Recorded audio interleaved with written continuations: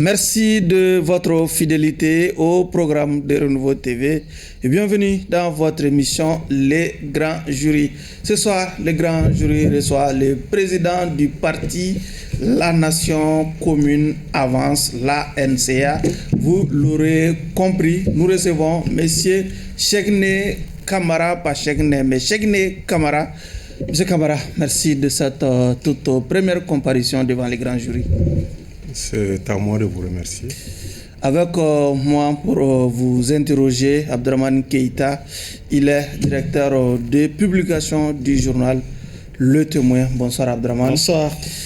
Eladj Chana Takiou, Eladj Chana Takiou, il est directeur. Abdraman qui fait sa traditionnelle grimace, protestation. Traditionnel mou, parce qu'une fois à l'âge, ça détruit le titre de l'âge. C'est ça le problème.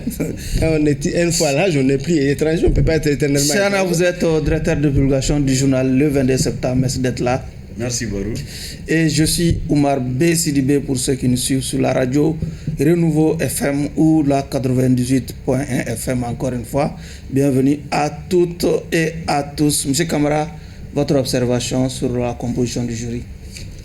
Bon, je pense que le jury est connu nationalement et internationalement, en tout cas pour tous ceux qui suivent vos émissions. Je crois que c'est des hommes d'une certaine intégrité et également d'une certaine culture, ce qui leur vaut véritablement d'être choisis parmi tant d'autres de ce milieu-là, et également ce qui leur vaut le respect et l'admiration des téléspectateurs de Renouveau. Donc pour moi, leur jugement, en réalité, a une certaine valeur. D'accord. Et je me soumettrai volontiers à ce jugement-là. Chana, nous avons M. Camara. Merci beaucoup, Barou. M. Camara, pour moi, c'est un illustre inconnu parce qu'il n'est pas bien connu au niveau de la classe politique, au niveau du grand jury, parce que c'est sa première comparution, mais tout commence par un. Absolument. C'est sa première fois et j'ose espérer que cette première comparution va être la bonne au point qu'on aura envie de le convoquer de temps à autre pour ses opinions sur l'actualité nationale et au-delà. D'accord. Je pense que il est président d'un parti, donc c'est un jeune à encourager et vraiment à surveiller également, à surveiller. D'accord. Parce que tu vois, à surveiller parce que nous ici au grand jury, c'est vraiment la promotion de la démocratie, la promotion de la bonne gouvernance, c'est vraiment la pluralité d'opinion. Donc vraiment qu'ils viennent nous dire ce qu'ils pensent sur les questions de l'ère, sur les questions d'intérêt national, c'est vraiment une très bonne chose. Déjà par rapport à cela, ils méritent nos félicitations et nos encouragements. Merci. Keïta. Bon. Je pense aussi que d'habitude, effectivement, nous recevons des gens déjà bien connus sur la scène politique, parfois même des has-been. Et très généralement, c'est ce que nos téléspectateurs aussi souhaitent, puisqu'ils n'ont pas fini d'épuiser ce qu'ils veulent savoir de cette ancienne génération. Aujourd'hui, nous avons une génération nouvelle de politique. Et je pense que cela aussi mérite intérêt, puisque c'est l'occasion pour lui de se révéler. Et c'est l'occasion aussi pour les téléspectateurs et les auditeurs d'en savoir beaucoup plus sur ce qui anime la scène politique nouvelle du Mali. Donc à Mali Koura, nouvelle scène politique, nouveaux animateurs, pas de problème. Chana, nous sommes à vous pour Rappelez-moi le nom de son parti. C'est M. Cheikhne Camara, président du parti La Nation Commune Avance. Non, je pense que ce n'est pas la Nation Commune Avance, c'est Nation Commune Avance. Oui. Nation Commune. Oui, allez-y. Nation Commune Avance. Monsieur Camara, est-ce que vous pouvez nous parler de votre parti? Quand est-ce qu'il est né? c'est un parti libéral, c'est un parti socialiste. Et combien de conseillers votre parti a? Quel est l'historique de votre parti? Merci, M. Chahana, M. Takiou, dois-je dire. Et merci, M. Keita également. Et merci, M. Sidibé. C'est l'occasion pour moi de saluer et de remercier l'ensemble de vos téléspectateurs. Cette émission est une émission d'envergure. Et je me réjouis aujourd'hui d'être en face de ce jury-là, parce que nous avons, en tout cas sans avoir l'opportunité d'être en face de vous, cette idée que ce jury permet non seulement de juger, mais également de jauger la capacité intellectuelle, l'intégrité morale et également les valeurs qu'incarnent les acteurs politiques, ce qui est tout à fait noble et louable. Comme vous l'avez effectivement remarqué, la Nation commune avance est un nouveau parti. La Nation commune avance, alors on dit NCA. NCA, c'est beaucoup plus simple. Pourquoi? Parce que nous avons privilégié les initiaux. Et ce parti a été lancé lors de son congrès constitutif le 27 mai 2023. Donc vous conviendrez avec moi que c'est un parti très récent. Sauf que, mais avant, vous étiez à la tête d'un regroupement politique qu'on appelle les bâtisseurs. Absolument. Mais l'homme que je suis, en réalité, j'ai eu un certain parcours. J'ai toujours été militant depuis que j'étais élève, parce que j'ai été secrétaire général du lycée de Nioro du Sahel, secrétaire général de l'AM, pendant 2 années de suite, de 1993 alors à 1995. C'est un de nos camarades alors. Merci. Donc j'ai commencé à militer depuis élève. Et j'ai également milité dans beaucoup d'associations et dans beaucoup de partis politiques. Mais au fond, les gens n'ont pas toujours la même compréhension des choses. Moi, je suis enseignant de formation et je pense que avant de s'engager à un niveau élevé sur le plan politique, comme dans tout autre domaine, on doit faire ses classes. Il faut passer par des étapes. Parce que les choses les plus importantes dans la vie d'un homme, comme dans la vie d'une société, ne s'improvisent pas. On ne peut pas se lever le matin et décréter qu'on est président de parti. Oui, sauf que nous gérons aussi les temps. Peut-être si vous pouvez revenir à la question. Donc pour revenir à la question, en réalité, j'ai été effectivement président de la plateforme citoyenne Les Bâtisseurs.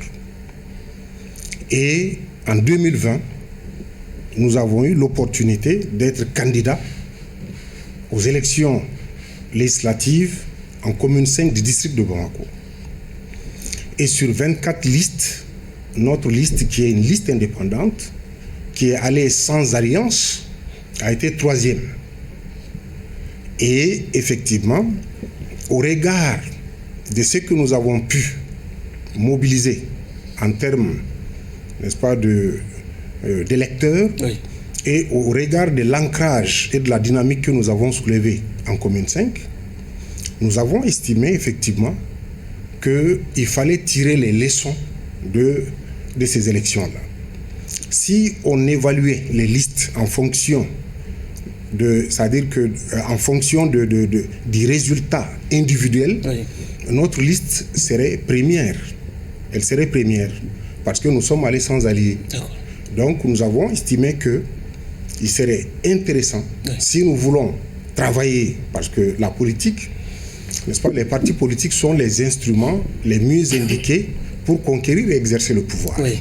Mais à la date d'aujourd'hui, il y a des conseillers qui ont rejoint, des conseillers communaux ou même des anciens députés qui ont rejoint vos rangs, par exemple. Effectivement. Ils demandaient aussi l'obédience de votre parti. Tout à fait. En réalité, ce parti-là, comme tout autre parti, est évalué à l'aune des hommes et des femmes qui assument la responsabilité de la direction du parti. Oui. Et sur cette base-là, effectivement, nous avons un peu partout au Mali, notamment à Bamako ici, et dans la région des Cailles principalement, alors un certain nombre de conseillers qui ont accepté, n'est-ce pas, d'adhérer au parti. Et je suis même accompagné par un conseiller de la commune 5 du district de Bamako, qui est venu, n'est-ce pas, qui m'a fait l'honneur de m'accompagner ce soir pour participer à ces débats-là.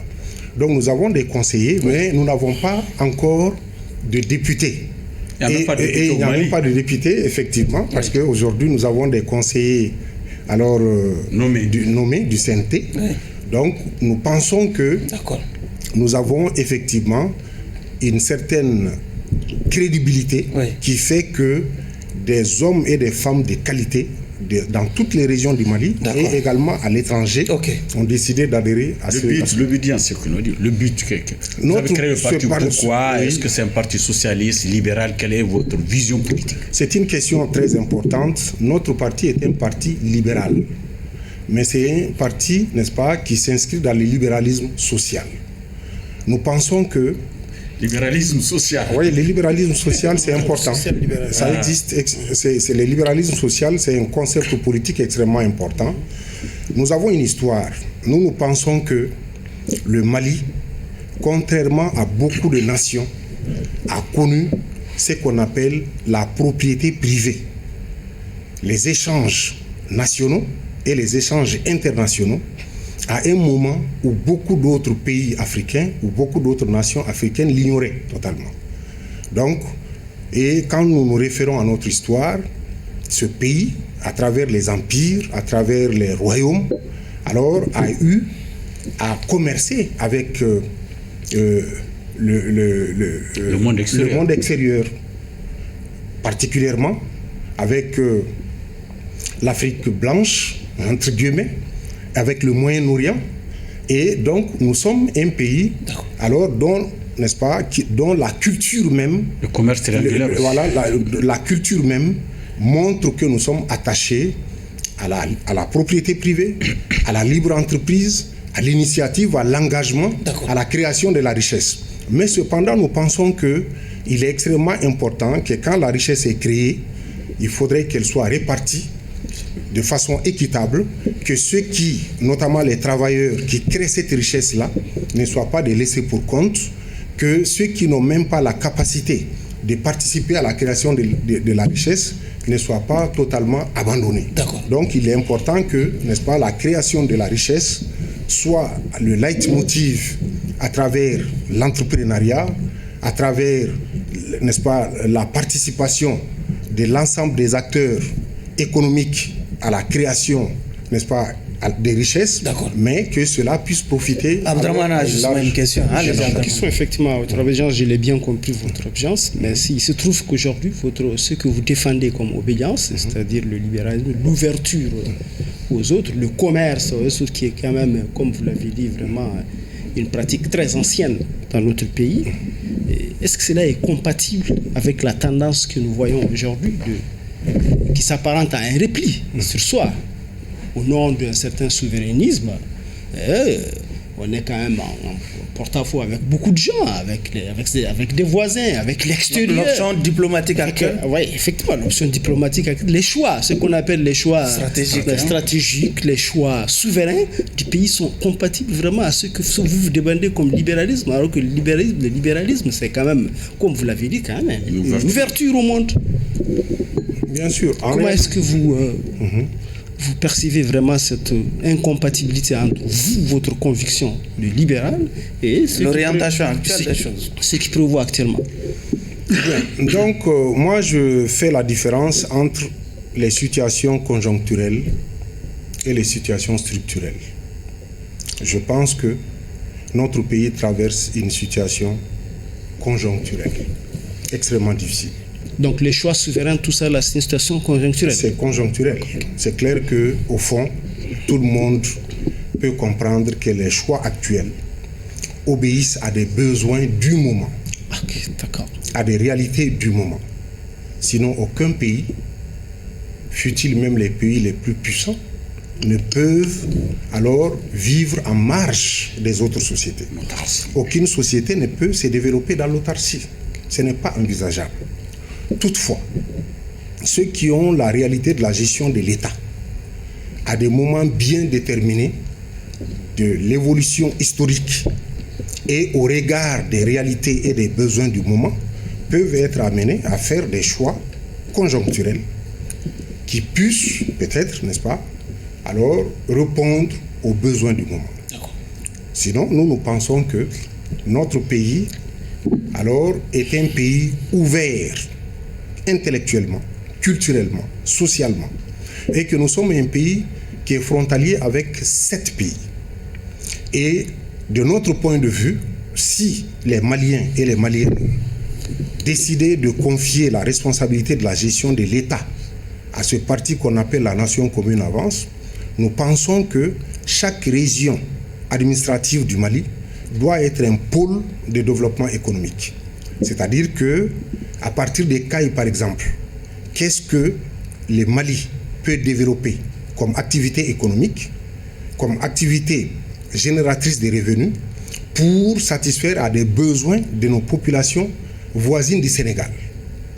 À partir de Sikasso, qu'est-ce que nous pouvons développer comme activité économique, comme activité génératrice de revenus, pour satisfaire à nos populations voisines de la Côte d'Ivoire. Donc nous avons l'opportunité. Avant d'aller loin, nous avons l'opportunité.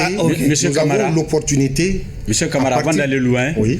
Je ne sais pas, je me trompe ou pas, je suis en train de quand même faire le constat que c'est un intellectuel structuré et lucide. Est-ce que vous pouvez me parler de votre parcours? Je sais que vous êtes un camarade parce que vous avez fait l'AM. Les gens de l'AM sont des gens très engagés. Vous pouvez vraiment être très concis. Oui. Votre parcours scolaire et professionnel, avant qu'on ne rentre dans le débat. Très bien. Donc je dois vous dire que j'ai fait l'école fondamentale de Yuri, c'est à 30 km de Nioro, où j'ai eu mon CP. Ça, c'est mon village natal, où ma famille fait partie des familles fondatrices. Donc je suis issu d'une chefferie, n'est-ce pas, qui dirige non seulement le village de Yuri, mais 12 autres villages. Et de là, je suis allé à Nioro du Sahel, où j'ai passé 7 années scolaires pour faire le second cycle de lycée. Et également, n'est-ce pas, pourquoi 7 ans? Parce qu'il y a eu l'année blanche. 94. Voilà, 94, où nous avons perdu l'année scolaire. Et à partir de là, n'est-ce pas, après le bac, j'ai eu une bourse pour aller au Maroc. Mais c'était une bourse de 2 ans, à laquelle j'ai volontairement renoncé pour aller m'inscrire à l'école normale supérieure. Et j'ai fait philo-psychopéda. Donc je suis philosophe et psychopédagogue de formation. Donc au sortir de l'école normale supérieure, alors j'ai fait un test qui m'a valu d'être recruté comme le plus jeune enseignant du lycée du Progrès à Faladje, à un moment où le lycée du Progrès était considéré comme un lycée d'élite à Bamako ici. Donc c'est à partir de ce lycée-là que j'ai développé un certain nombre de relations et que j'ai fait valoir mes compétences sur le plan intellectuel et que j'ai pu aussi mobiliser des ressources financières qui m'ont permis véritablement de créer, n'est-ce pas, depuis 2004, la première école qu'on appelle l'école Platon. Platon, pourquoi? Parce que je suis philosophe de formation, mais c'est surtout... Pourquoi la première école? Oui, parce qu'il y a eu d'autres qui sont créées après. Donc, voyez-vous... Vous avez beaucoup d'écoles, quoi. Bon, quelques écoles quand même, n'est-ce pas? Donc, ce qui fait que Platon, c'est surtout sa conception de l'éducation qui m'a beaucoup plus séduit, parce que déjà, alors, 3 siècles avant Jésus-Christ, Platon avait déjà dit qu'il fallait faire en sorte que les filles et les garçons soient éduqués dans les mêmes conditions, qu'ils aient les mêmes encadrements physiques, intellectuels et moraux. Et il y a toute une théorie qui a été développée par rapport à cela. Et j'ai compris que, alors, en ces moments, c'est-à-dire à des siècles avant Jésus-Christ, quelqu'un qui pouvait avoir des idées aussi révolutionnaires sur le plan pédagogique et sur le plan éducatif, méritait, n'est-ce pas, qu'il porte le nom d'une école alors que j'avais, n'est-ce pas, l'opportunité de créer. C'est un lycée ou une école fondamentale ou... Tout, ça va n'est-ce pas, du jardin d'enfants. C'est un groupe scolaire. Voilà, c'est un groupe scolaire, y compris le professionnel. Allez-y. Vous êtes le seul actionnaire. Absolument. Bon, Chana veut certainement vous rejoindre. Allez-y. Absolument. Si vous voulez prendre des actions, venez nous voir. Allez-y après, Oui, tout à fait. Voilà, donc aujourd'hui, oui. C'est clair, votre tendance est connue, c'est que vous soutenez les autorités actuelles. Absolument. Que vous l'avez tant de fois clamé quand je fouillais dans votre vue, et je l'ai su. Mais je me suis rendu compte que ce n'est pas une première. Absolument. On a comme l'impression que vous êtes un soutien de chaque autorité. Puisque j'ai fouillé et j'ai vu que vous étiez un soutien aussi, un ardent soutien quand même de l'ancien Premier ministre Boubou Cissé, et pour qui vous avez eu des propos dithyrambiques à l'époque. Est-ce que vraiment vous pensez incarner les valeurs de la politique en étant de toutes les tendances, des tendances d'aujourd'hui et de leur contraire à la fois, puisqu'on sait quand même que Boubou Cissé aujourd'hui est quand même l'homme l'antithèse de ce qui se régime. trouve dans le viseur de ce régime actuel. Comment est-ce que vous pouvez expliquer cette constance dans le soutien à des tendances qui sont peut-être antagoniques? Très bien. Vraiment, je vous remercie très sincèrement pour cette question qui me donne l'occasion d'expliquer de manière pédagogique ma démarche. Très rapidement. Très rapidement, Oui. il faudrait que les gens comprennent un peu ce qui importe. Oui. En fait, je suis, par définition, quelqu'un qui aime son pays. Moi, je suis soninké. Je suis le premier enfant de ma famille à avoir obtenu un diplôme de baccalauréat. Je suis le premier enfant de ma famille à avoir fait des études supérieures. Parce que la plupart du temps, chez nous, quand les gens ont déjà le CP, le DEF, ils vont chercher de l'argent. Dans ma famille, il y a des gens qui sont milliardaires, mais qui n'ont pas le CP. Et ils ne déméritent pas par rapport à moi. Mais moi, j'ai dit, ce pays qui m'a vu naître et grandir me verra réussir. Je n'ai jamais accepté, malgré tout ce que ma propre famille m'a fait subir pour aller en aventure, je n'ai jamais accepté d'aller en aventure. Je suis né dans ce pays, j'ai grandi dans ce pays, j'ai étudié dans ce pays. Je suis un pur produit de l'école malienne et j'en suis fier. Cela dit, je suis quelqu'un qui pense que on ne peut rien construire de solide, de durable, de véritable dans l'anarchie, dans le désordre, dans la pagaille. Et je suis de ceux qui pensent, très sincèrement, que quand un pays est dans une difficulté, ce n'est pas ce moment-là qu'il faut choisir pour déstabiliser les autorités, pour déstabiliser les institutions, pour déstabiliser alors le pays. Pour moi, logiquement, vous pensez que, par exemple, s'il vous plaît, je m'excuse. Allez-y. Vous pensez, par exemple, que M5 RFP, à l'époque, avait déstabilisé le régime et que l'intervention des militaires actuels pour déchoir Ibeka était également une déstabilisation du régime. Vous ne vous associez pas à de telles pratiques? On peut en déduire comme ça? Ce serait trop hâtif. Vous forcez un peu le trait, ne le faisons pas. Est-ce que vous voyez, ce que je m'en vais vous dire, c'est que, c'est une conclusion trop hâtive. Voilà, ce que je m'en vais vous dire, je l'ai dit en son temps, je le réitère aujourd'hui. Et c'est une position constante. Les problèmes institutionnels, alors, doivent avoir des solutions institutionnelles. Les problèmes politiques doivent avoir des solutions politiques. Jamais, vous avez parlé de propos dithyrambiques, j'ai noté le mot, mais au fond, jamais je ne me suis rabaissé dans une logique de flagornerie concernant des individus. Et pour moi, je suis croyant, je suis religieux. Le pouvoir... Tout en précisant que la dithyrambe est différente de la flagornerie. Voilà, oui. Bon, est-ce que vous voyez?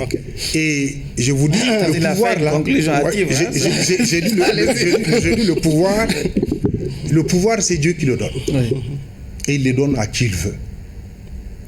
Et quand Dieu donne le pouvoir à quelqu'un, surtout à un moment difficile, où le pays est en guerre, où nous avons des ennemis à l'extérieur, des ennemis à l'intérieur, où notre armée est sur les théâtres des opérations, où des villages sont brûlés, où des enfants alors sont tués, où n'est-ce pas, des hommes et des femmes sont mutilés, où des biens sont saccagés, Oui. s'il faut choisir ce même moment pour alors affronter le régime, pour moi, c'est une optique, n'est-ce pas? C'est un choix qui ne me paraît pas convenable. Et ce choix... Parce que pourtant, c'est ce moment-là que le M5 avait choisi pour... Oui, ça c'est la responsabilité du M5. Ouais, donc, mais tous les leaders du M5... C'est ceux qui a donné naissance à ce pouvoir-là. Tous les leaders du M5 savent que je n'ai jamais été d'accord avec eux. Ça, on le sait. Je n'ai jamais été d'accord avec eux. Ouais. Et même au moment où je vous parle, je ne suis pas d'accord avec eux. Ouais. Allez-y, Chana. Donc, à ce niveau, les choses sont très claires. Oui. Maintenant, cela dit, ceux qui ont pris le pouvoir par la suite, pour moi, c'était la conséquence logique. Parce que quand on ne trouve pas des solutions politiques à des problèmes politiques, quand on ne trouve pas des solutions institutionnelles à des problèmes institutionnels, quand on exacerbe les contradictions, quand on refuse le dialogue, la discussion, alors on crée les conditions pour que ce qui est arrivé arrive. Monsieur Camara. Oui. Chana, s'il vous plaît, on me fait signe déjà par la réalisation que nombreux sont nos téléspectateurs qui n'arrivent pas à suivre cette émission parce qu'ils croupissent sous le coup de l'estage déjà. Une question dans ce sens? Les DM? Bon, tu m'obliges Oui, à allez-y. en question de Oui, relance. allez-y. Pour aller à EDF. Oui, monsieur Camara, Oui. nous savons tous que depuis un certain temps, le noir est devenu vraiment une réalité au Mali. Il n'y a plus de lumière. Nous sommes dans le noir depuis plusieurs mois.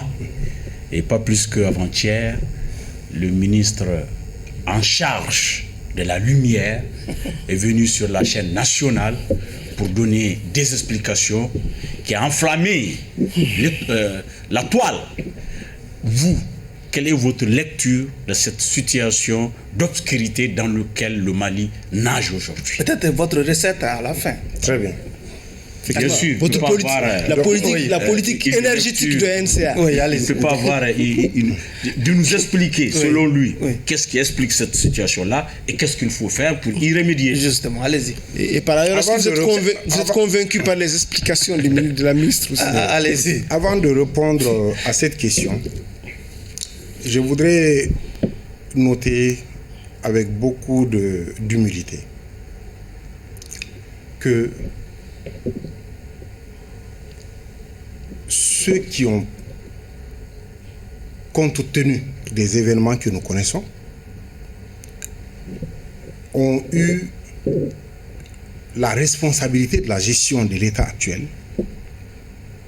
autant je pensais qu'il fallait aider Ibeka, compte tenu de toute la fragilité, de la situation de fragilité d'alors, autant je pense que eux également doivent être accompagnés pour qu'ils puissent conduire le bateau Mali à bon port afin qu'on ne tombe pas dans une situation... Accompagner même dans des contre-vérités. Non, en fait... Accompagner sur quel plan? Accompagner, c'est vague. Quand j'ai dit accompagner... Accompagne de bonnes actions. Est-ce qu'accompagner parfois ce n'est pas cautionner, ce n'est pas encourager? Il faut accompagner ce qui est bon, cautionner ce qui est bon, défendre ce qui est bon, naturellement, dénoncer ce qui n'est pas bon. Naturellement. Il y a... C'est pourquoi nous demandons votre diagnostic pour voir ce qu'il faut cautionner ou pas. Justement, c'est extrêmement important. Faites-nous votre diagnostic d'abord et puis vous nous dites ce qui n'est pas bon qu'il faut soutenir et ce qui est à rejeter. Non, ce que je m'en vais vous dire, il y a plusieurs façons de dire qu'on n'est pas d'accord. Peut-être que les gens n'ont pas la même approche. Mais moi, je ne connais pas de gouvernance sur cette terre des hommes qui, sur un point ou un autre, n'est pas amené à faillir. Et c'est cela l'avantage de la... Comme disait Choguel, aucun régime ne fait que... Donc, voilà. dans ce cas, c'est cela. vous êtes en train de nous dire que venez dans les précisions. le domaine électrique, le domaine énergétique, c'est le domaine... Et c'est cela. même pas en train de répondre à cette question. J'ai dit avant de répondre. Oui, justement. Je vais répondre à la question. Laissez le philosophe. Laissez la philosophie et venez dans le concret. Nous vous avons posé des questions concrètes. Nous avons besoin de réponses sur l'électricité, précises. oui, carrément. Des réponses précises et éviter un peu les questions philosophiques, les envolées philosophiques. Je ne suis pas dans la les raisonnements philosophiques. Je sais que parlez-nous concrètement. Je sais que le concret est concret, mais le concret, pour être élucidé, il faut passer par l'abstrait. Par l'abstrait, oui. Les théories, Concept. n'est-ce pas, sont faites pour éclairer la pratique. Sauf que le temps ne suit pas. Et la pratique, c'est pour concrétiser effectivement les théories. Cela dit. Absolument. Donc cela dit, Oui. moi, ce que je m'en vais vous dire, c'est que chacun d'entre nous peut avoir des raisons légitimes d'être frustré par rapport à tel point ou tel point de la gouvernance. Monsieur Camara, sur la sortie, la dernière sortie. Sur la dernière sortie de l'énergie. Bon, parce que en réalité, Oui, allez-y. donc par rapport à la dernière sortie. Oui. Qu'est-ce que vous avez compris? Qu'est-ce que vous avez retenu? Qu'est-ce qui est bon? Qu'est-ce qui est mauvais? Tout ça là, c'est ça. Non, Est-ce qu'elle a fait une bonne communication? Est-ce qu'elle a fait une bonne sortie? Bon, malheureusement, est-ce que vous êtes convaincu Non, malheureusement, je ne suis pas spécialiste de la communication comme vous. Oui, est-ce que vous êtes convaincu par ce que vous avez entendu? Vous avez l'expertise pour faire une évaluation objective Même d'une nous, les communication. communicateurs, nous n'avons pas souvent... Votre commentaire déjà, on a besoin de votre commentaire. Mais Oui. ce que je note avec intérêt, Oui. c'est que premièrement, elle a expliqué le soutien que l'État fait à EDEM. Deuxièmement, elle a expliqué qu'il y avait un certain nombre de dysfonctionnements qui méritent, n'est-ce pas, d'être combattus. Et troisièmement, alors elle a pris l'engagement de s'investir pour que la situation puisse s'améliorer. Donc de ce point de vue, c'est le résumé. Oui. Voilà, donc de ce point de vue, je pense que nous sommes des politiques de bonne foi. Et de bonne foi, nous préférons accorder un préjugé favorable sur la communication, n'est-ce pas, des ministres de la République, en estimant que, alors, la promesse qui a été faite d'améliorer dans les meilleurs délais la situation de l'électricité à Bamako et un peu partout sur le territoire national soit, comme vous l'avez dit, quelque chose de concret. Ça, nous l'espérons de tout cœur. Votre solution pour la fin du délestage au Mali? Bon, moi je pense que le problème du délestage, ou comme le problème d'électricité de façon générale, c'est pas un problème... c'est un problème... Des villes comme Mopti sont dans le noir. C'est un problème structurel. Hein. Je pense sincèrement, et nous, au sein, n'est-ce pas, de la nation commune Avance, nous pensons qu'il y a lieu même de revoir notre politique énergétique. Peut-être avec la signature de cette convention avec la Russie sur l'installation des centrales nucléaires. Une solution. Moi, je ne parlerai pas de cela. Oui. Nous, notre vision, c'est qu'au fond, je ne maîtrise pas les détails de cette convention et je ne sais pas de quelle façon ça va se concrétiser. Mais au sein de la nation commune Avance, nous pensons que le Mali alors a un potentiel solaire extrêmement important. Nous avons un potentiel éolien extrêmement important. Nous avons un potentiel hydraulique extrêmement important.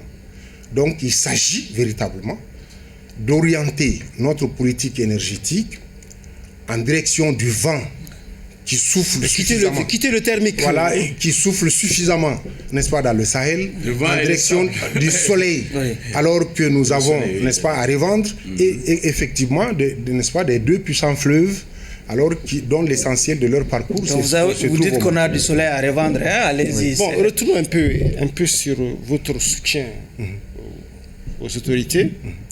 Et ce soutien vous a conduit à voter oui pour le référendum. Absolument. Vous avez donné les raisons pour lesquelles vous votez oui pour le texte.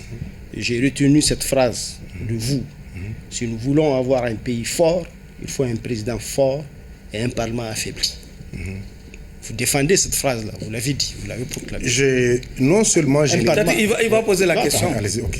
Défendez cette phrase-là. Et Absolument. je viens de l'apprendre que vous êtes un philosophe. J'en déduis que vous êtes un anti-Montesquieu. Puisque c'est Montesquieu, par ailleurs, qui l'a dit que pour que le pouvoir n'abuse point du pouvoir, il faut que par la force des choses, le pouvoir doit arrêter le pouvoir. Arrête le pouvoir. Bien sûr. Or, vous, alors que le pays, nous sommes dans un pays démocratique proclamé, vous êtes pour le déséquilibre du pouvoir et vous êtes contre la séparation du pouvoir. C'est quelque chose, puisqu'il n'y a pas de séparation du pouvoir, ou bien du moins la séparation du pouvoir n'a pas de sens sans équilibre entre les pouvoirs. Et vous êtes pour un déséquilibre des pouvoirs. Ça veut dire que vous êtes contre la démocratie. Merci, M. Keita. En réalité, je pense que la démocratie, c'est le meilleur des régimes, en ce sens que c'est un régime qui garantit les libertés fondamentales et défend l'état de droit. De mon point de vue, la démocratie est une bonne chose. Mais j'ai une petite culture politique qui m'amène à comprendre que la démocratie, véritablement, n'a de sens que dans un pays où les fondamentaux sont en place. Vous savez, c'est la Grèce antique qui a inventé la démocratie à travers Périclès au 5e siècle avant Jésus-Christ. Mais la Grèce est le dernier pays de l'Europe. C'est un paradoxe. C'est vous dire simplement que tous les pays, dans tous les pays où la démocratie a véritablement eu un sens, il a fallu passer par des étapes transitoires. Tous les pays qui se sont développés l'ont été par la sueur, par les larmes et par le sang. Je ne suis pas en train de dire... Par l'exploitation aussi. Je ne suis pas en train de dire... Comment est-ce que le libéralisme que vous défendez, dont vous défendez l'obédience, est possible sans principe démocratique? Je suis en train de vous dire... Non. On ne peut pas se l'expliquer. Non. C'est un grand paradoxe que vous soyez vraiment un parti libéral, que... Libéralisme social de plus, pas économique. Et vous aspirez vous-même, puisque je l'ai vu la dernière fois que vous avez présenté, là aussi je l'ai vu, vous avez présenté vos vœux de Tabaski, vous aspirez à conquérir le pouvoir. Absolument. Et par quel moyen? Comment est-ce que vous pouvez accéder au pouvoir s'il n'y a pas de démocratie? Si on doit s'imposer cette période transitoire dont vous parlez, si on doit biaiser les principes démocratiques. Oui, mais quand en fait vous intervenez comme ça, vous ne me permettez pas d'évoluer dans la logique que je suis en train le raisonnement... Mais très rapidement, ce que je m'en vais vous dire... Philosophique, vraiment... Ce que je suis en train de vous dire, M. Keita, vouloir passer par les mêmes étapes de brutalité, de féodalité, d'esclavage, comme il l'a dit, pour développer nos pays, aujourd'hui, ça va ressembler à de l'anachronisme. Absolument. On ne peut plus retourner en arrière. L'histoire ne se répète pas. Donc, n'est-ce pas, la roue de l'histoire tourne alors de manière, n'est-ce pas, continue. Donc, on ne peut plus revenir en arrière. Moi, ce que je suis en train de dire, c'est pour vous dire d'ailleurs que notre thèse est une thèse tout à fait pertinente et objective. C'est que le libéralisme, si on crée, l'État doit créer les conditions optimales pour que les enfants du pays qui ont des idées, qui ont alors, n'est-ce pas, la volonté, qui veulent réussir, puissent, même s'ils ne sont pas issus des familles très aisées, puissent véritablement émerger, créer de la richesse. Et ça, c'est tout à fait possible. Donc, il s'agit... Libéralisme économique sans libéralisme politique. Il faut accompagner. Non. J'ai dit, n'est-ce pas, qu'il faut Un président fort. Pourquoi un président fort? Un parlement faible.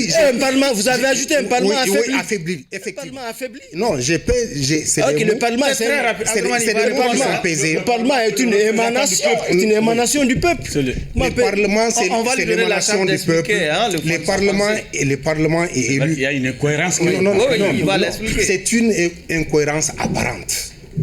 Réelle aussi. Non, elle n'est pas réelle. Il suffit simplement de voir, n'est-ce pas, la cohérence qu'il y a autour de cette logique pour comprendre que le président fort que nous réclamons, pour, n'est-ce pas, illustrer ma pensée, on a connu la 4e République en France. La 4e République, c'était le régime... On a des présidents forts dans une démocratie. Aux États-Unis, en Angleterre, en France, ce sont des démocraties avec des présidents forts. D'abord, au Mali, on n'a jamais eu un président faible. Oui. Jamais. Non, mais... Les présidents ont toujours été forts au Mali. Oui. Mais on n'a jamais eu un président faible au Mali. Oui, mais moi, j'ai pas dit... On veut un roi télé, même. Non. Moi, je pense, très sincèrement... Constitutionnellement, les présidents ont toujours été forts. Oui, absolument. Et dans la pratique même. Ils ont le pouvoir de dissoudre l'Assemblée, c'est Parlement. Allez-y. Oui, M. Keita, ce que je m'en vais vous dire. Oui. Je n'ai jamais dit qu'il faut renoncer à l'exercice et à la pratique démocratique. Je n'ai jamais dit qu'il faille suspendre les libertés individuelles et collectives. Je n'ai jamais dit qu'il faille renoncer à l'état de droit. Allez-y, Chana. Oui, mais on ne peut pas les garantir. Allez-y, Chana, donc, vous dites on ne peut pas les garantir aussi sans... On pourra les garantir en contre-pouvoir. L'indépendance de la justice. Les acquis dont vous parlez, on ne peut pas les garantir sans contre-pouvoir. Allez-y, Chana. Monsieur Camara, bon, avançons et quittons ce débat théorique. On va parler de l'armée. Chana, on va parler de l'armée. Donc, nous allons parler du concret. Okay. Les philosophes aiment beaucoup la théorie. Est-ce que vous voyez la grande éloquence? Parlons du concret. D'accord. Aujourd'hui, nous avons un pays qui a d'énormes difficultés sur le plan financier et qui, au nord du pays, est, je n'ose pas dire, en guerre. Après avoir écouté un ministre de la République, même si je pense que c'est une guerre qui ne dit pas son nom, est-ce que vous voyez, pour la reconquête du territoire,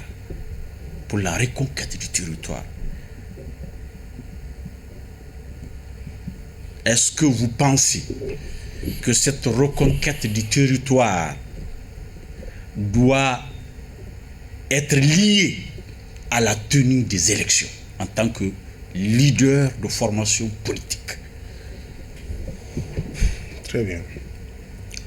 Donc, ce que je m'en vais vous dire, d'abord par rapport à cette situation du Nord, nous pensons très sincèrement que c'est une situation fort regrettable. Fort regrettable en ce sens que de chaque côté, c'est les enfants du pays qui tombent. Effectivement. Et nous, au niveau de la nation commune Avance, nous avons théorisé sur le concept d'État pédagogue. L'État pédagogue. Aujourd'hui, nous pensons que le Mali a besoin d'un État pédagogue. Cet État pédagogue-là doit, de manière très pédagogique, aller vers les populations, leur expliquer la situation réelle du pays, les enjeux nationaux et internationaux, les risques que ces populations peuvent encourir, alors en acceptant d'aller dans telle ou telle dynamique. Parce que quoi qu'on dise, les vraies populations qui souffrent, ceux qui souffrent le plus dans cette situation, c'est les populations du Nord. Ceux qui sont... Sinon, le fond de sa question, c'était de savoir votre regard sur la reprise de la belligérance entre l'armée et certains groupes signataires. D'accord. Tout ça d'abord. Non, justement. Il faut d'abord... Ces incidences, voilà. Donc, en réalité, pour moi, il n'y a pas une belligérance entre deux armées qui s'affrontent. Nous partons du principe que n'importe quel citoyen normal, même s'il a des griefs contre le pouvoir en place, il y a des voies légales, des moyens légaux par lesquels les populations peuvent demander alors leurs droits, revendiquer leurs droits. Mais quand il s'agit de prendre les armes contre son propre pays, c'est une situation que nous n'encourageons pas, que nous n'approuvons pas et que nous pensons que, n'est-ce pas, c'est une situation totalement compromettante. Maintenant, ce qui se passe au niveau du Nord aujourd'hui, je pense que, alors, il y a une résolution, n'est-ce pas, du Conseil de sécurité qui a parlé, n'est-ce pas, de la rétrocession des différents camps, oui. Alors, n'est-ce pas, dans le Nord. Oui. Et pour moi, c'est ce processus-là qui est en train de se mettre en œuvre. Maintenant, ceux qui s'opposent à ce que l'État malien puisse véritablement exercer la plénitude de son autorité à travers son armée, à travers son administration, à travers alors ses services sociaux de base. Aujourd'hui, c'est à travers son armée d'abord. Oui, bien sûr, parce que bien sûr, il faut d'abord que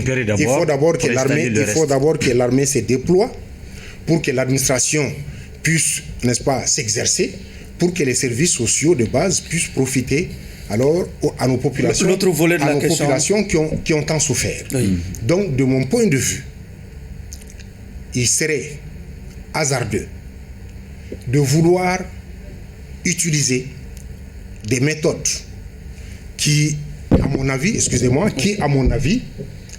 compromettraient le vivre ensemble entre les différentes populations et qui mettraient en danger la confiance. Nous y sommes déjà. Que les populations sont en droit d'avoir vis-à-vis de leur État.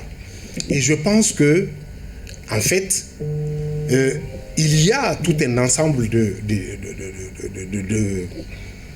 je dirais même d'intoxication, très sincèrement, qui tendent alors à créer une situation d'ethnocentrisme ou de conflit entre les ethnies, n'est-ce pas, au Mali, ce qui est totalement... Il avait aussi parlé du report de la présidence. Ce qui est totalement erroné de mon point de vue. Oui, nous gérons aussi le temps, M. Camara. Voilà. Il avait l'autre volet de sa question, c'était de savoir... C'est l'incidence du processus électoral. Bien entendu, moi je pense que de ce point de vue, le ministre de l'administration territoriale a fait un communiqué pour effectivement parler d'un léger report. Les différents partis politiques ont eu à se prononcer par rapport à cette question. Mais nous, au niveau de la NCA, nous avons estimé que ceux qui ont la charge des hautes fonctions de l'État ont certainement des informations que les citoyens lambda n'ont pas. Et puisqu'on parle de légers reports, on avait parlé de... Sinon, les raisons de ce report-là ont été dévoilées. Ces raisons ont été dévoilées. Oui. Est-ce que vous voyez? Elles sont surtout liées au fichier... Oui. Bon, M. Sidibé, Monsieur Sidibé, moi je pars du principe que en matière de communication, peut-être que vous êtes mieux outillés que moi dans ce domaine-là, il y a ce qu'on dit et il y a ce qu'on ne dit pas. Peut-être souvent le non-dit est même plus important que ce qui est dit. D'accord. Donc, je pars du principe que lors de l'élection référendaire, on a parlé d'un léger report. Ce report-là, n'est-ce pas, s'est étalé sur 3 mois. D'accord. Maintenant, pour ce report, ce léger report qu'on a demandé pour alors la présidentielle, je pense que chacun de nous, les acteurs politiques, nous devons consentir cet effort d'accepter cette situation et d'éviter alors un embrasement ou en tout cas un autre terrain de conflit à Bamako ici. Allez-y pour votre dernière question. Malheureusement, allez-y. Mais en parcourant votre cheminement, je me rends compte, comme vous l'avez bien dit ici, que vous êtes également promoteur d'école. Absolument. Et d'école privée. Et on vous a beaucoup entendu. C'est votre théorie d'ailleurs que vous avez même ébauché ici d'État pédagogue, au-delà parler de ça, mais c'est dans ces entrefaits qu'il y a eu un rapport qui a été plus tard retiré des plateformes de l'OCLEI sur ce secteur-là. Est-ce que vos écoles Platon sont concernées par cette histoire-là, et quel est votre regard sur cette guerre qu'on est en train de mener aux écoles qui sont supposément irrégulières? Très bien. Bon, à moins que vous qui êtes de la presse, vous m'informiez que je suis concerné. En tout cas, je n'ai pas appris. Voilà, je n'ai pas appris. Si vous êtes concerné. Même si c'était le cas, il n'y a pas les non. Allez-y. Il y a une longue liste. Quelle pourrait avoir l'incidence? Vous avez un camarade quelque part? Comment? Vous dites qu'il y a une longue liste, vous avez un camarade? Je ne peux pas camarade, peut-être Platon. Platon, d'accord. Pas une longue liste de noms de personnes, une longue liste d'écoles. Oui, d'accord. Donc il le sait. Je suis sûr qu'il a eu pris connaissance de cette liste-là. Au fond, qu'est-ce qui pourrait avoir vraiment l'incidence d'un tel rapport, d'une telle investigation, si l'État venait à sévir contre ces écoles-là, qu'est-ce que ça pourrait avoir comme incidence? Un rapport qui reste confidentiel. Qui reste confidentiel, effectivement, puisqu'ils l'ont quand même retiré du circuit. Allez-y, camarade. Très bien. Donc je pense que d'abord, il faut que les gens comprennent une chose. Les enfants qui sont encadrés dans les écoles privées et les enfants qui sont encadrés dans les écoles publiques sont tous les enfants de ce pays. Et les parents qui consentent à investir une partie de leurs revenus dans la formation de leurs enfants, pour moi, contribuent à soulager... mais sauf qu'ici, ce qu'il faut comprendre ici, ce n'est pas l'argent des parents qui sont en jeu, c'est l'argent de l'État qui est en jeu. Permettez la subvention, l'argent de l'État. Les parents qui consentent alors à financer la formation de leurs enfants sur leurs revenus propres, pour moi, contribuent à soulager l'État quand on sait que l'État a le devoir de former, d'encadrer chaque enfant qui naît sur notre territoire. Donc, n'est-ce pas? Pas à tous les niveaux. Monsieur Camara, il nous reste 30 minutes, 3 minutes avant de donc c'est fondamental, d'accord. Allez-y. À féliciter et à encourager. Maintenant, moi, je suis enseignant de formation, je suis enseignant de vocation, et je suis enseignant, n'est-ce pas, par l'exercice même du métier.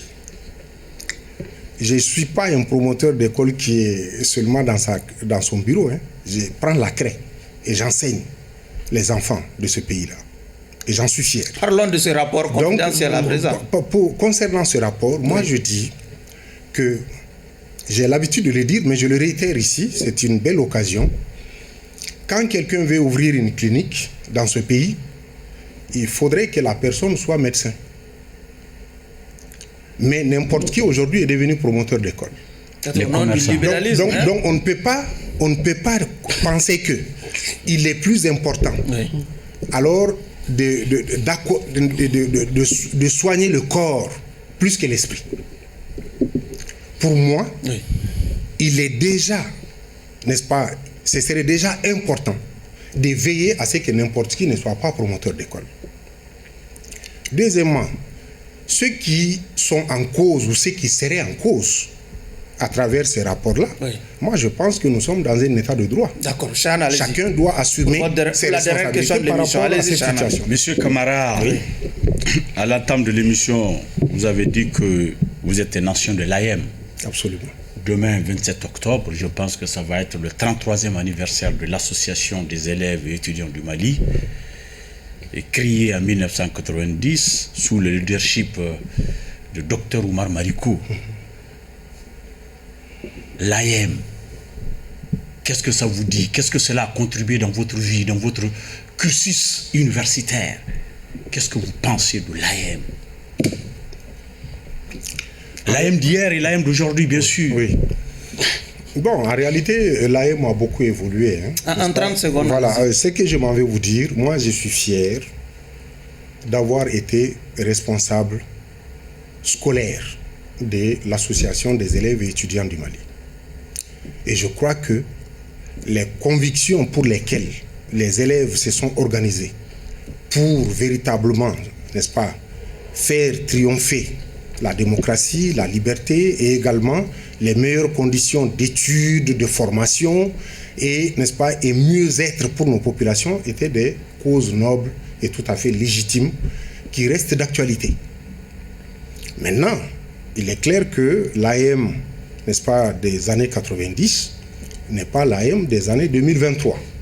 C'est clair qu'entre-temps, beaucoup de choses, n'est-ce pas, se sont passées.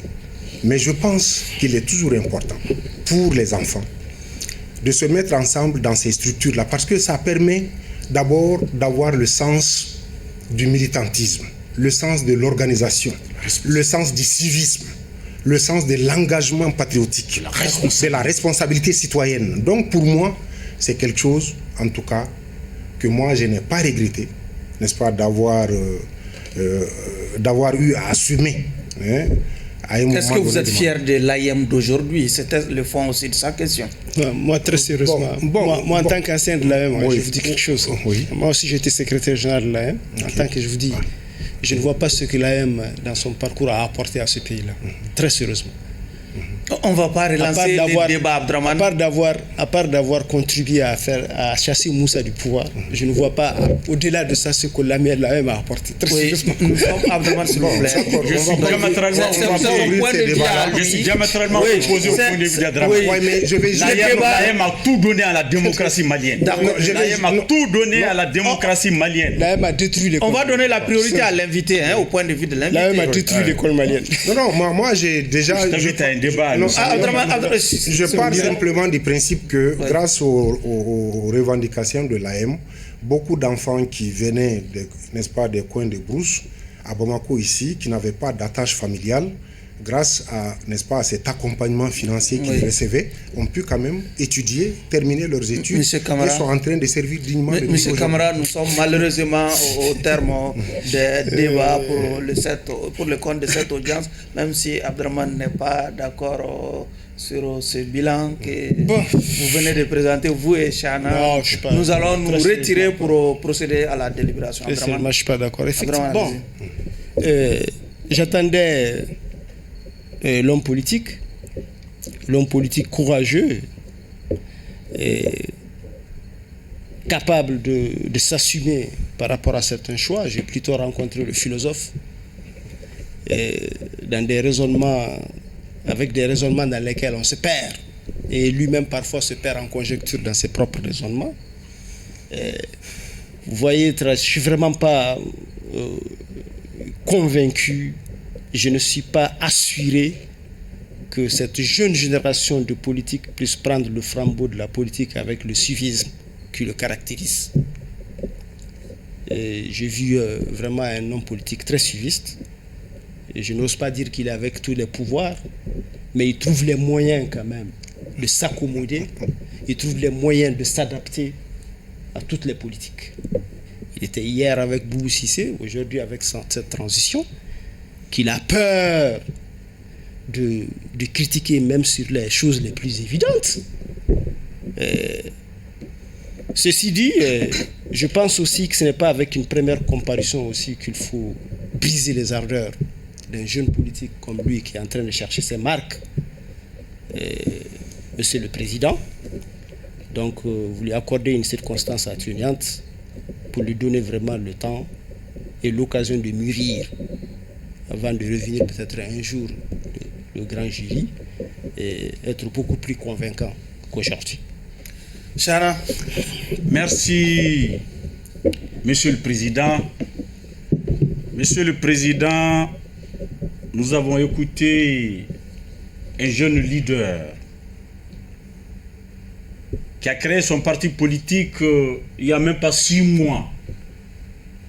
Un leader ambitieux, un leader qui ose, un leader ambitieux, un intellectuel structuré, lucide. C'est vrai, j'en conviens avec Abdraman, avec le libéralisme social, avec la démocratie. C'est vrai que souvent, il ne s'est pas retrouvé par moments. Ça arrive, c'est humain. Je vois en lui un esprit brillant. Un homme ambitieux, parce qu'il n'est pas donné à n'importe qui d'être entrepreneur, de créer de la valeur ajoutée. C'est un promoteur d'école. Pas une école, pas deux écoles, mais plusieurs écoles. Il participe à la vie de ce pays. Il crée des emplois. Il paye l'INPS. Il paye des impôts. Qu'est-ce que vous en savez? Le pays a besoin. Bien sûr, quand on est promoteur d'école, oui, on a beaucoup d'enseignants, beaucoup de travailleurs. Le minimum, quand même, c'est de s'acquitter de ses charges fiscales. Absolument. Sinon, il ne serait même pas payé au niveau du trésor public. D'accord. Ça, c'est un.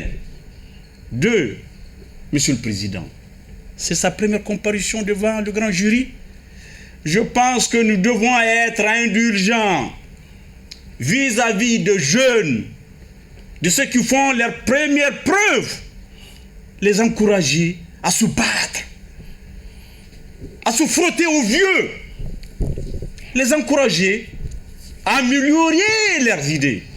L'homme vit, il s'améliore tous les jours. Aujourd'hui, certainement, il y a eu quelques défaillances, mais peut-être à sa deuxième comparution, on trouvera un autre homme. D'accord. Monsieur le Président. Donc, vous suivez mon regard, Monsieur le Président. Oui. Et vous savez ce que je voudrais dire. Il s'agit de l'acquitter, Monsieur le Président. Oh. Je n'ai pas terminé, Monsieur le Président. Sauf que nous devons rendre l'antenne. Hein. On doit rendre l'antenne, Monsieur le Président, avant de terminer. Oui. Le grand jury, nous parlons de démocratie, nous parlons de droits de l'homme, nous parlons de beaucoup d'autres choses. C'est la promotion de la démocratie, Monsieur le Président. La semaine passée, j'avais évoqué le cas de la Palestine. Tu me permets d'évoquer ce cas encore parce que nos confrères sont en train d'être tués.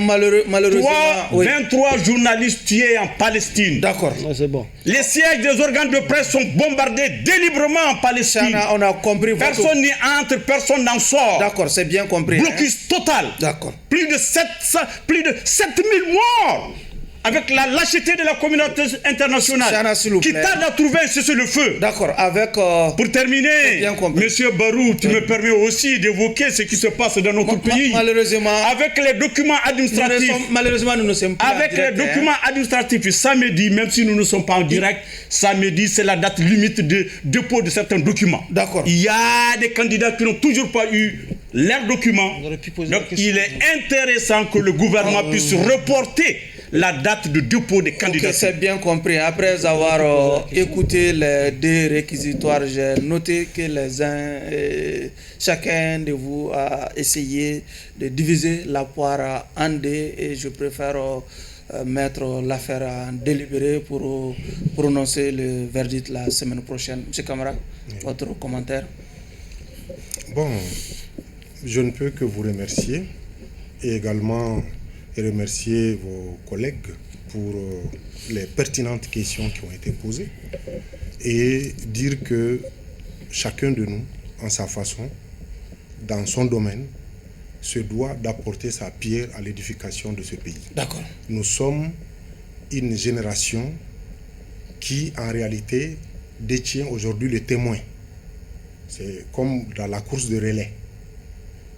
Les anciens nous ont transmis ce témoin, il n'est pas tombé. D'accord. Il est de notre devoir de le garder vigoureusement, de courir rapidement et de le transmettre à la génération suivante sans que alors cela ne soit en tout cas un handicap pour leur existence. Je vous remercie très sincèrement et je remercie l'ensemble de vos téléspectateurs. Ainsi prend fin ce numéro de votre émission Grand Jury qui recevait comme invité M. Cheikhne Camara.